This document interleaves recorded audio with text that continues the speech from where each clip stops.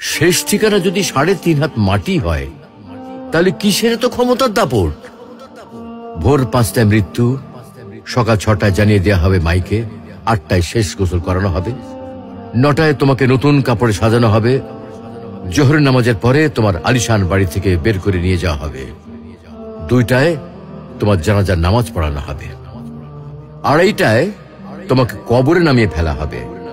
মাটি দেওয়া শেষ হয়ে গেলে কেউ তোমার জন্য দোয়া করবে আর কেউ চলেও আসবে। এই তো জীবনের শেষ আয়োজন।